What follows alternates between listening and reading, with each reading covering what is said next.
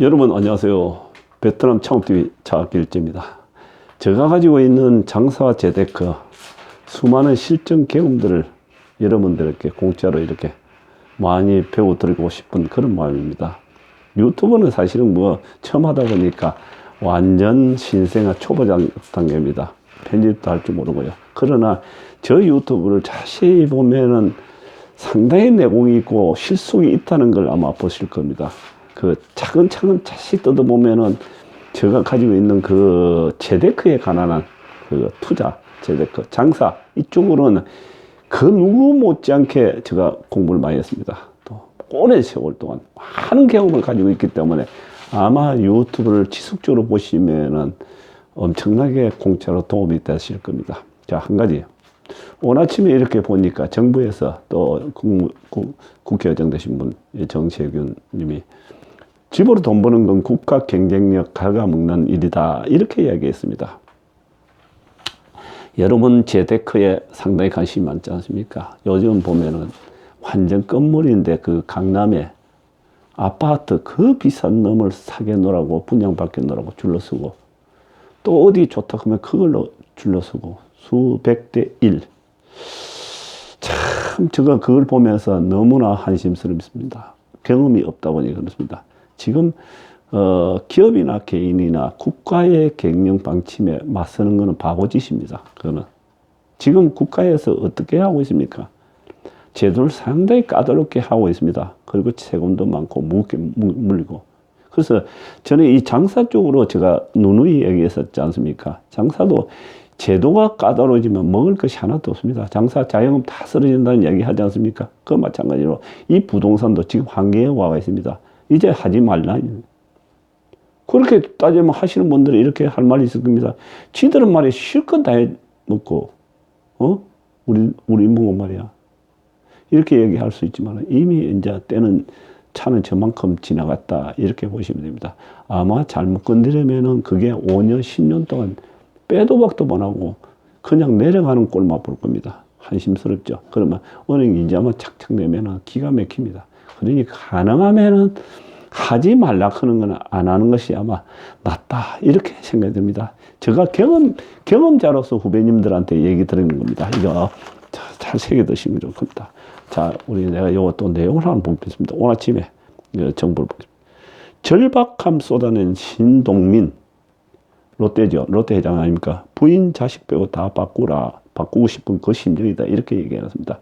이 얘기 누가 했습니까? 삼성의 저 어르신이 한 이야기 아닙니까? 오래전에. 그러니까 더 안전벨트를 딱 매고 쪼라매고 벨트를 쭉쭉 매라는 이야기야.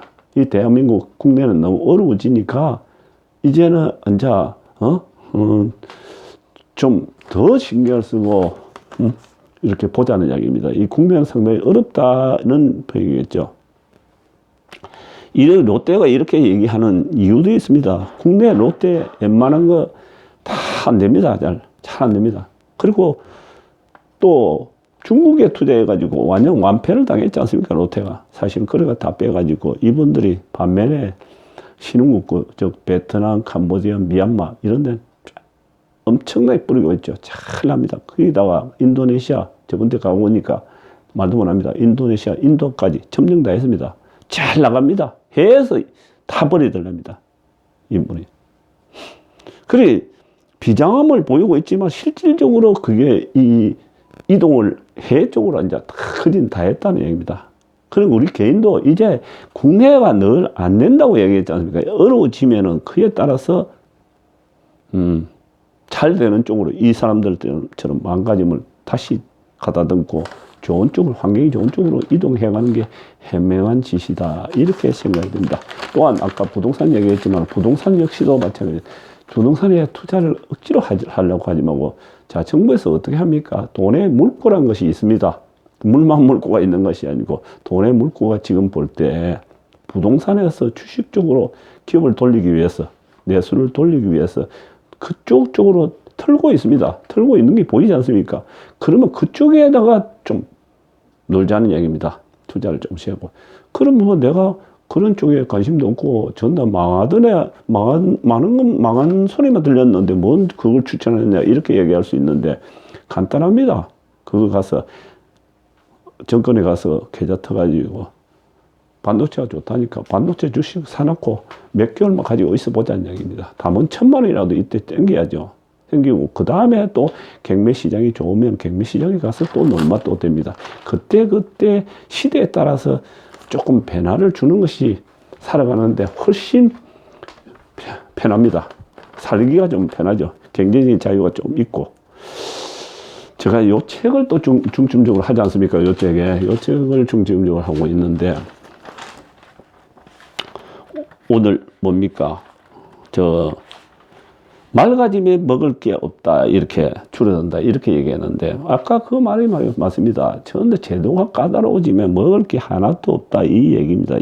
지금 이 내용 자체를 보면은, 옛날에는 우리 80년대, 90년대까지는 그야말로 카드 그렇게 중요 안 하고 현금으로 왔다 갔다 하고, 세금 중요하지 않고, 인건비 비싸지 않고, 시간 따지지 않고, 그냥 말 잘 듣고 이렇게 했었는데, 사업하기가 참 편했죠. 그러나 지금은 그 모든 것이 까다롭게 되어 있다. 그러니까 장사하기 힘드니까 다 도태되고 빈 가게가 속출하지 않습니까? 아무리 좋은 상권이라도 다 빈 가게를 속출하고 있죠. 일전에 언젠가 이 효성이라는 그런 기업을 제가 한번 소개해 드린 적이 있습니다. 효성이 사실 국내에서는 크게 힘 못 쓰고 있습니다. 힘 못 쓰고 있는데, 제가 이 내용을 이제 쭉 다시 한번 읽어보니까 몇십 개 나라에 27개 정도의 기업을 해에다가 뿌려놨습니다. 그 한 예로 인도와 인도네시아, 특히 베트남에다 하고 있는데, 스판덱스 그거 보니까 폴리케톤이라는 스타킹 있지 않습니까? 스타킹 증널하는 거. 그게 옛날에는 스타킹하고 옷에 이렇게 많이 썼는데, 지금은 자동차 핵심 부품으로 들어갑니다. 그게 세계 1위입니다. 지금 국내 타이어 회사 한번 들어가는 게 아니고 해외 웬만 독일이고 미국이고 전부 다 이 효성 스판덱스 이 국내에서 생산하는 게 들어갑니다. 세계 압도적입니다. 그래서 이분들이 이렇게 해가지고 수익을 어마어마하게 내고 있습니다. 지금 저 때 말씀드렸지 않습니까? 호치민 바로 인근에 있는 동나이성, 거기 가보니까 거기 제가 반해가지고 그쪽으로 진출해야 되겠다, 이런 마음을 상당히 가져왔었습니다. 근데 왜 그러냐면 동나이성이 큰 뚫린 그런 지역인데 넓은 지역입니다. 우리 같으면 산이 막혀가지고 뚫고 나가기 힘든데, 그거는 쫙 뻗어 있는데 그 중앙으로 간통엔 중고속도로 같은 표가 있고 물로 이동이 상당히 좋게 되어 있습니다. 그래서 이 효성이 벌써 오래전에 그쪽으로 진출해가지고 공장 하나에 축구장, 장장 80개 규모. 이런 공장들이 한정도 없습니다. 여기에. 한정도, 우리나라 기업들, 섬유회사들 거의 이쪽으로 다 들어와 있습니다. 다 들어와 있는데, 어마어마합니다. 사실은. 참 대단하다. 이 봉다오 지역이요. 참 탐나는 지역이다, 이렇게 생각을 했습니다. 자, 오늘 요 정도로 하는 게 낫겠습니다. 여러분 감사합니다. 다음 별 행감 구독, 좋아요.